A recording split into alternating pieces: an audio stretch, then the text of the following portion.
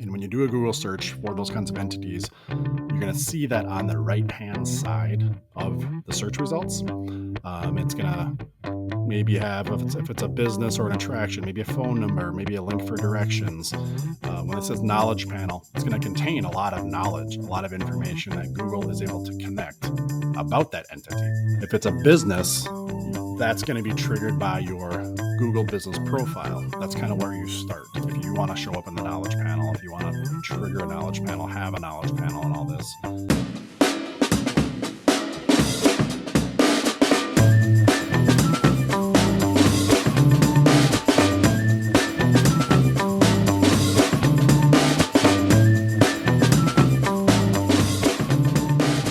Welcome back to Local SEO Tactics, where we bring you tips and tricks to get found online. I'm your host, Jesse Dolan. Here this episode, Sue Ginsburg, Bob Brennan, ready to tackle the topics of SEO here. Sue, what are we going to be talking about today? Today we have a question that comes up pretty often.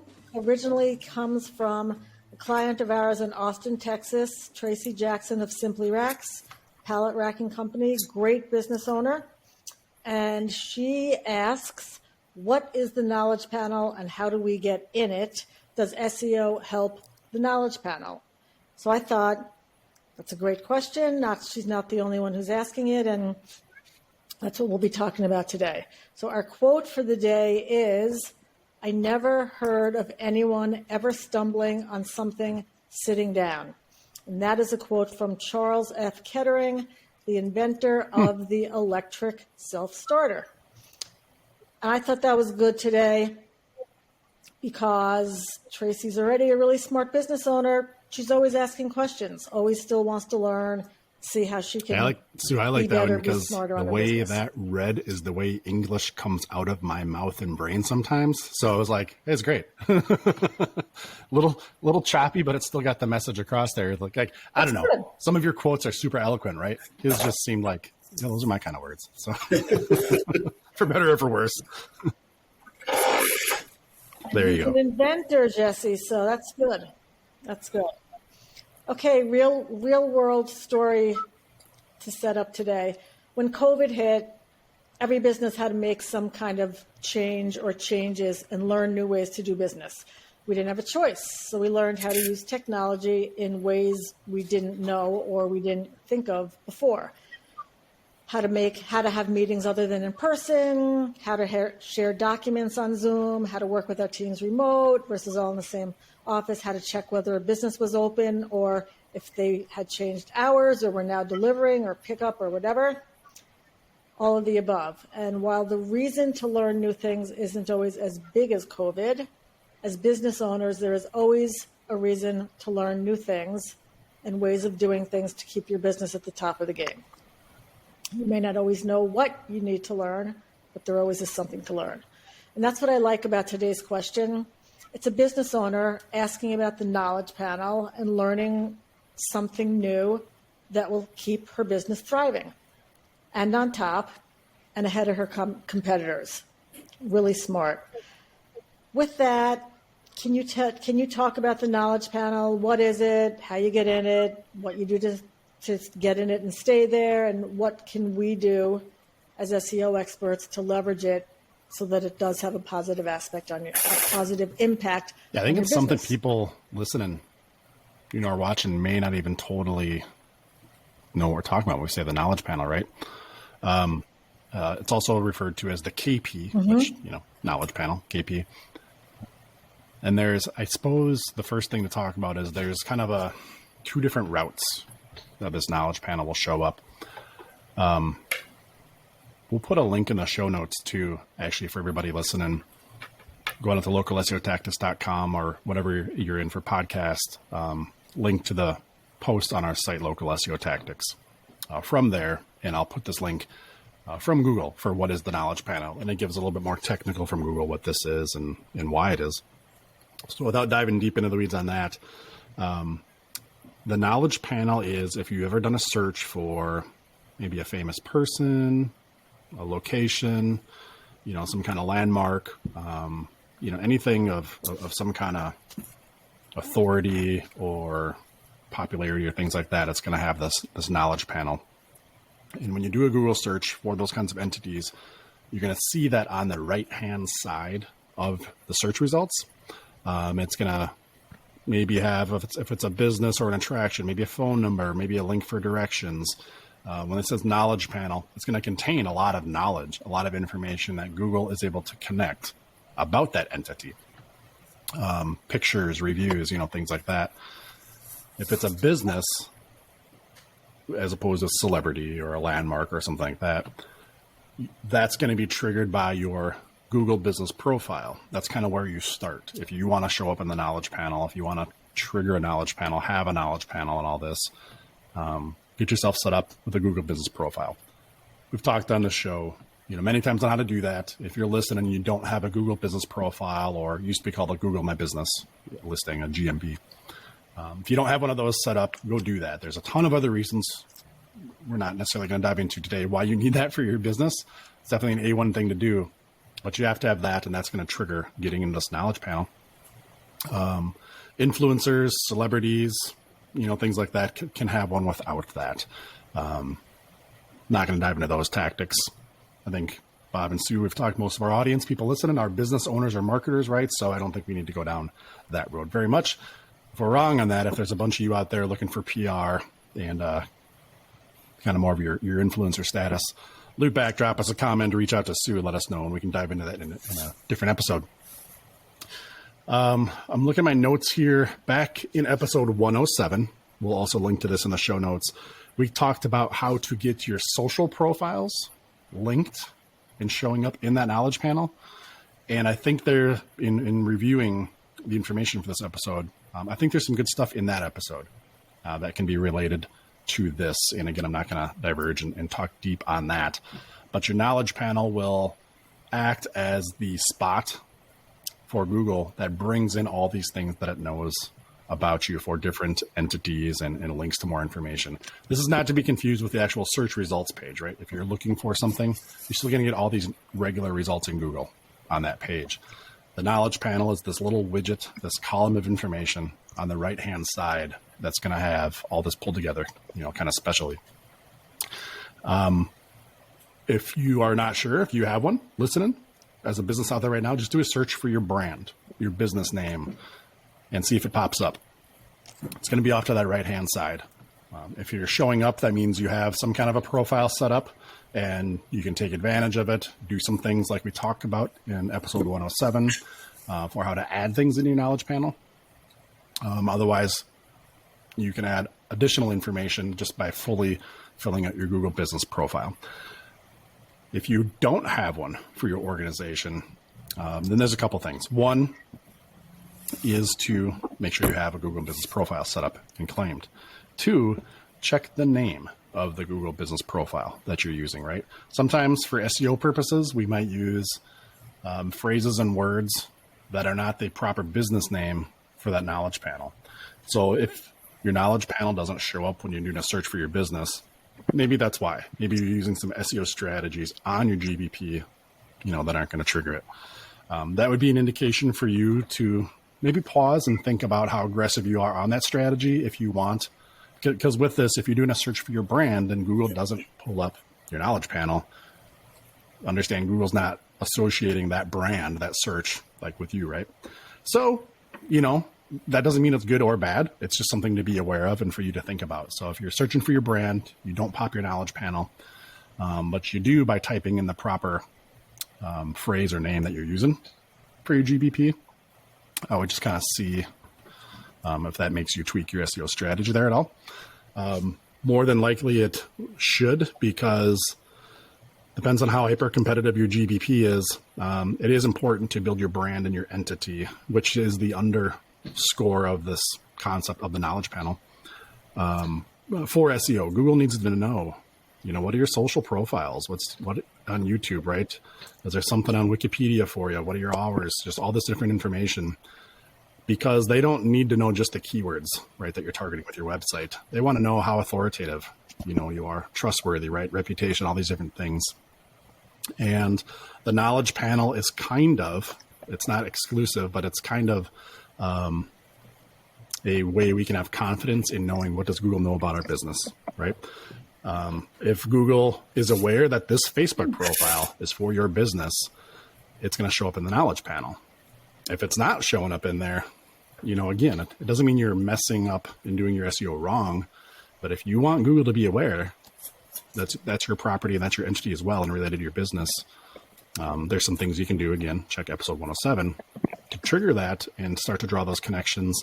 And overall, Bob, if you and I are competitors in identical businesses, if I'm doing more online in all these digital areas and I'm making Google aware of it so they can kind of glue all this together and give me all of that, juice, if you will, that's important, not for a certain page or a certain keyword directly, but just the overall momentum and pumping the flywheel of SEO. That's going to help me outrank Bob, right? More broadly. So the knowledge panel is important, on the overarching deal here. The knowledge panel is important to trigger for your business, to have it enabled and for it to show these things, because that's showing you're having a strong brand and a strong entity. Now, Sue, we were talking a little bit before about certain clients, maybe they're showing their knowledge panel for a service or product keyword search. Everything I was talking about right there is for a brand search. Searching for your brand should trigger your knowledge panel. Now, if you're searching for a service or a product that you're trying to be found for, odds are you're not going to see the knowledge panel. You're going to see the Google business listings, right? The map pack, the local pack, the 3 businesses, usually 3, and a map that are listed there. That's pretty typical. On rare occasion, if you are somehow very authoritative and dominant in your area, if you do a product or service search, Google may show you with the knowledge panel. If that's the case, this is like no industry guidelines here. This is kind of my opinion and statement. If that's the case, you are dominant, for that keyword. Google is making the assumption that there's nobody else, right? That's worth showing in the 3-pack for that. They're only showing you. Again, they're still going to show the natural results, there. And hopefully your website is showing up at the top of that, by the way, as a little aside, not exactly knowledge panel related. If you do a search for your brand and you trigger the knowledge panel, that's great.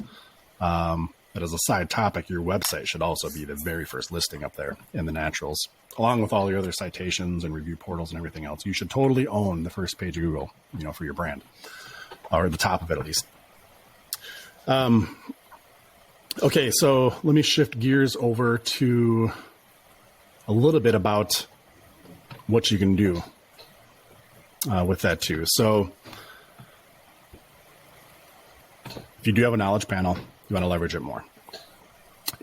Anything you can do, like I said earlier, through your Google business profile is going to be a good thing. Just general best practices for optimizing your GBP. Again, you can reference back a ton of our episodes with little tips and tricks for doing that. Just go to localseotactics.com, search for the episode, or go to the episodes, and you can search by keyword there and find GPP or GMB related episodes. Wikipedia, Wikidata, any of these trusted online repositories of information are also going to help, where you can, again, just think about like the landmarks and the celebrities. They become authoritative and trusted within Google because there's information about them in a bunch of different areas. There's, in addition to magazine articles and social type stuff, again, like Wikipedia, different databases. If it's somebody who's in movies, right, there's like IMDb, the database, and things like that. So for your business and for what you do, maybe there are some specialty listings and databases like that you're going to want to get in. Wikipedia, Wikidata, these types of a little bit user generated stuff, and moderated. Search some competitors, search some other brands that you feel maybe you're trying to chase or catch up to, and look in their knowledge panel. If they're having a listing from Wikipedia show up or something else, that's a signal to you that for your niche, for your industry and what you're doing, you should be able to get listed there too and bring that in. So there's not a specific list of places that will only show up, or things like that. So think about your case, your situation. What are these databases and repositories? Check your competition, see what they're showing up and get listed in those as well. And again, you're not so much directly doing this for SEO on a page or a keyword. You're building your brand and your entity more and connecting all these dots within Google. And the knowledge panel is kind of giving you the proof that you're doing that when you're seeing that stuff pop up. The other kind of big trick for all this working, and I think we touch on it in that episode 107 again, is using schema markup on your website. Your website is still a very powerful tool for being the glue that binds all of your other digital marketing together because of what you can do with schema. Within your schema on your website, and again, here I'd refer people back to checking out any of our episodes with Terry Samuels talking about schema on this show. You can tell any bot, Google, and anything else reading your website what you are related to or same as using that schema code. So within your website, you would say, this is our website, whatever your .com is. This is our Facebook profile. This is our YouTube, all these types of things. This is our Wikidata page. This is our Wikipedia page. You can do all that in schema and make it so Google doesn't have to find this and connect these dots. You can kind of put it on a silver platter to them. So again, resetting it all, you want to own that GBP. You want to get out there and get yourself listed in these various portals and databases where Google is looking for and pulling information. Check out your competitors, copy that, catch up to that, then look at your website and take advantage of schema on your website. That's going to directly help your SEO, but then doing these things kind of bring it over the knowledge panel and communicate this to Google and everybody else. And that's really going to be where you get the full effect of all of it come together. This doesn't guarantee you're going to trigger that knowledge panel for a ton of different stuff. It may only show for your exact brand, right? Don't expect that if you do some of these things, you're just going to erase your competition on the map pack. That's not at all what we're talking about. But more of these things are a sign that your SEO game is strong and your brand and entity is strong within Google, if those are triggering and showing. Hey everyone, just a quick message about our free SEO audit tool on localseotactics.com, and we'll get right back to the show. If you haven't taken advantage of it yet, go on out to localseotactics.com/free SEO audit, or look for the yellow button up in the top right corner, click that. And it's going to take just a couple seconds. You enter in the page that you want to optimize, what you're looking for the audit to score against. Enter in that page, enter in the keyword you're looking to get optimized for, and enter in your email address, click the button, and it's going to take a few seconds, and then it's going to send you off a PDF report via email. It's a great report. It's going to kind of give you an overall score of some vital SEO areas for that page and for your website at large, even though it's auditing this page. That's going to tell you some of the good things that are happening, some of the bad things that are happening too, and give you basically a checklist of some things that you need to shore up and what you can do to improve your SEO for that page, for that keyword that you're auditing. Now you can use this as many times as you want. You can do multiple keywords, multiple pages, multiple keywords on the same page. You can even use this to check against your competitors, right? If you want to do a little reverse engineering, see how they're scoring for a certain keyword, what they may be doing good that you're not, and some things to improve there. So lots of different ways to use it, completely free. Again, go on to localseotactics.com/free SEO audit, or look for the yellow button in the top right corner of the website. Being active on social, or really any place that you're linking within that, right? If Google sees this is your Facebook profile, be active in that profile, right? They're not only aware that it's yours and have connected those dots, they of course have the ability to see if you're active, and what's happening in it. So post videos to YouTube, be active in your social, things like that. And then also citations, which are kind of the same thing in some discussions, right?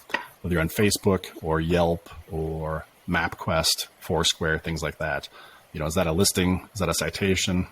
There's some ambiguity there, but at the end of the day, again, that goes back to wherever your competitors are that you're chasing down those brands, wherever they're listed, you're going to want to be listed in the same portals. So super dry and technical there, rambling on a bunch of different kind of aspects and steps, but really that stuff is what's going to trigger and show your knowledge panel. So Bob and Sue, do you guys have any real world, non-nerd or geeky questions or things you want me to circle back on that? Because it was pretty dry.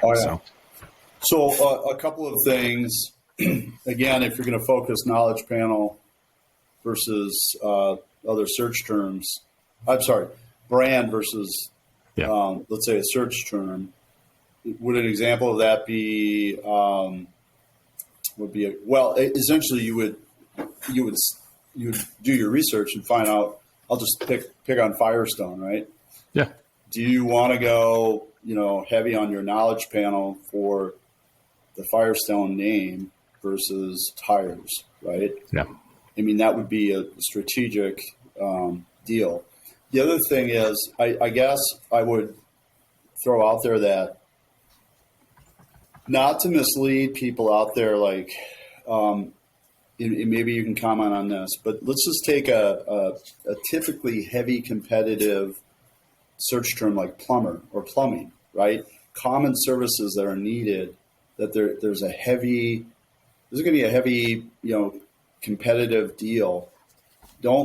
Would you say don't expect to own the knowledge panel for that search phrase plumber, Milwaukee or Pewaukee or whatever the city is?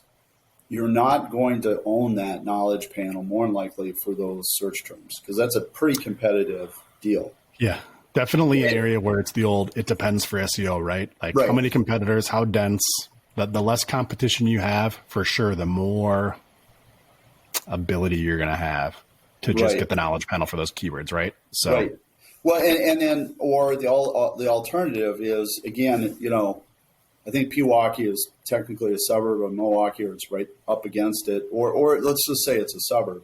You may actually own the knowledge panel for that because it's maybe a bedroom community and there's no other plumbers. So the point is, you can put effort into it if if you're the only fish in the pond, and you will own that knowledge panel.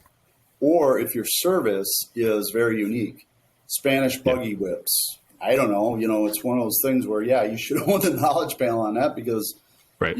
It's a unique item or service or whatever the deal is. So I guess what I'm trying to frame up for everyone is, pick your strategy, but don't, if it's super competitive, you're not going to probably gain that knowledge panel, right? Yep. But your brand, you should, right? If that's the strategy you want to go after. Is that correct? I mean, So I'll give you, yes, correct, in my opinion. And I was searching here as you were going through your previous example. I think this helps illustrate your question / point, right? So I just did a search for Firestone. It triggers the knowledge panel for Firestone. And their name that they have in there is Firestone Tire and Rubber Company. So then I did another search.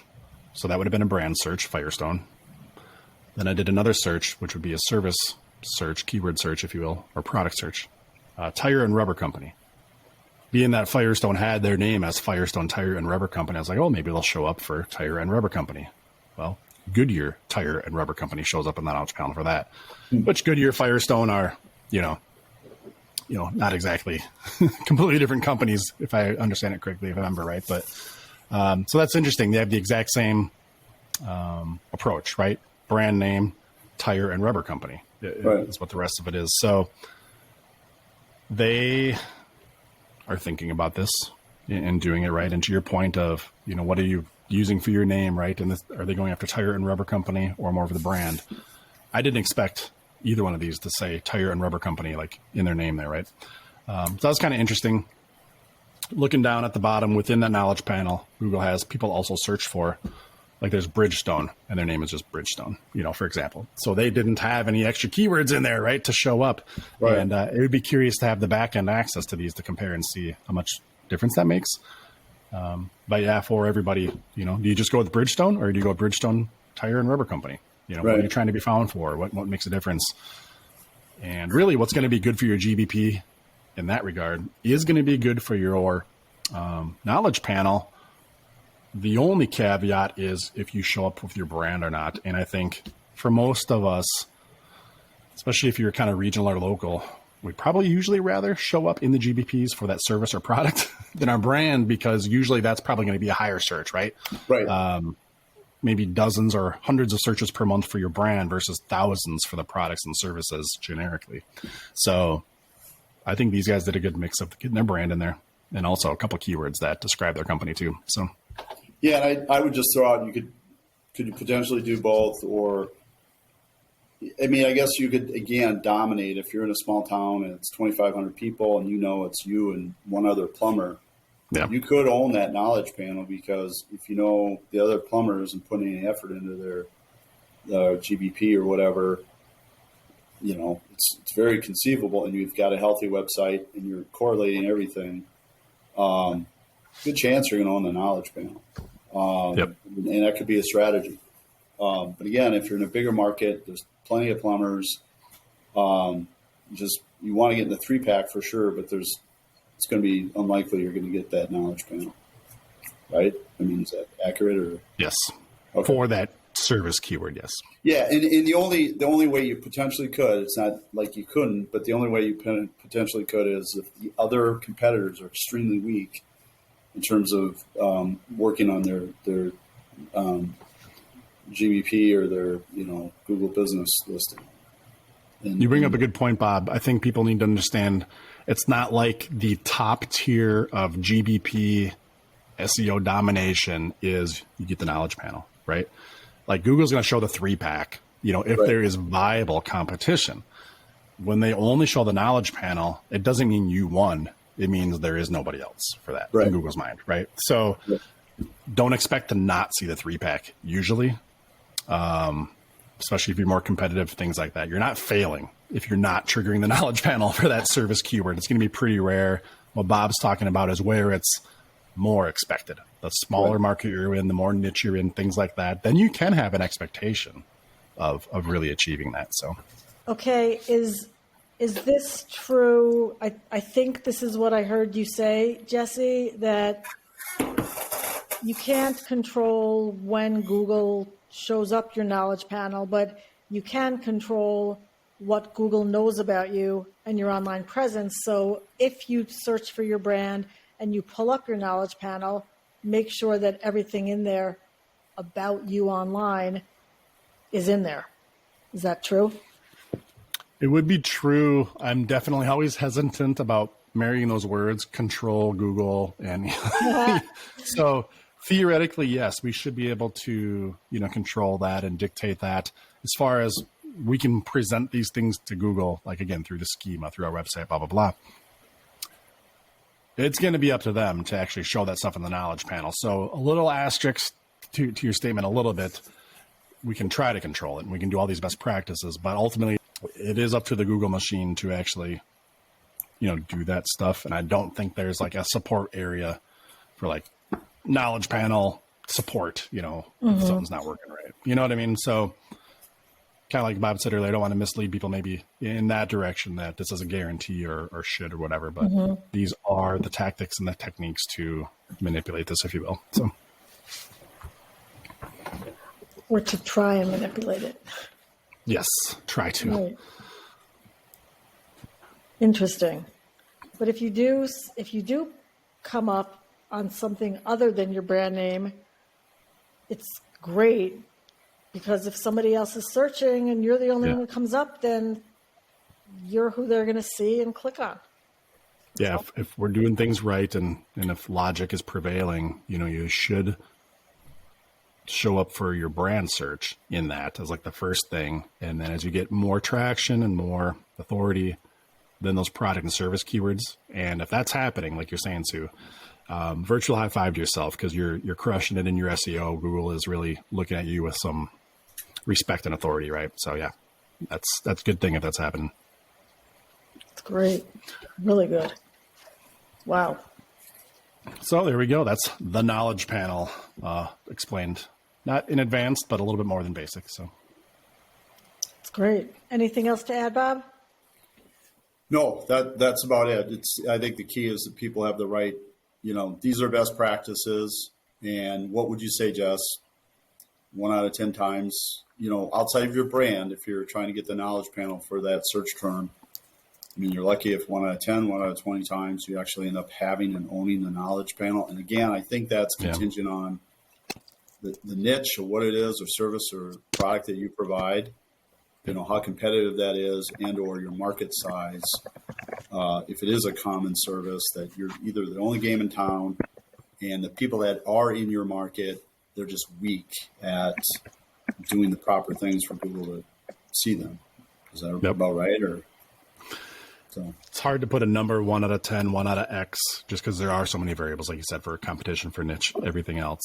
I think most businesses out there would be able to find something. If you're showing for your brand and you're doing these things right, I'm sure you can find something that you're triggering the knowledge panel for. That's a product or service keyword. that's a good point. Again, how competitive that keyword is, and other things would be kind of the asterisk to all this. It's low competition keyword, low competition geographic area. Like the lower the bar in a lot of ways, you're gonna be showing up for something, whether you know it or not.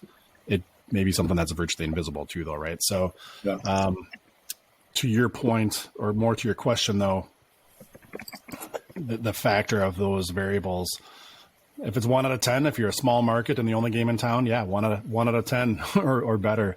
If you're in a major market, and you're one of 30 within 20 miles that does the thing, maybe 1 out of a million. You know what I mean? It's like, we don't have the rule book from Google. You know what I mean? Right. On the whens and the wheres for those things, we just have to try to interpret it, and that's where I'm half joke, half serious. The whole "it depends" in SEO is a joke, but also it's a joke because we say it all the time because there's so many variables.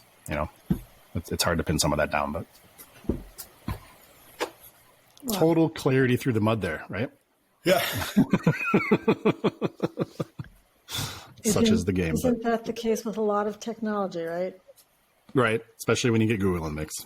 That's right. Okay, I will say, if you remember one thing and one thing only, remember this. The knowledge panel is where Google pulls in everything they know about your business, and it's an indicator that you have a strong brand, a strong business entity, and a strong online presence that Google has enough information about to understand what you do. Perfect. Right? Yep. That is the most basic. We kind of make it sound either super difficult, or I do, or tricky, or a lot of caveats, but that's the basic drill done right there, Sue. If that's happening, you're on the right track. So that's cool. Good. That's great. Excellent topic. So, and just again, before you close it up, Jesse, quote of the day: "I never heard of anyone ever stumbling on something sitting down." From Charles Kettering, the inventor of the electric self-starter. Keep learning. Keep doing. Yep. What do they say? Like, if you're not moving forward, you're moving backwards, right? If you're sitting still, you're moving backwards, or however that adage is. So similar right there.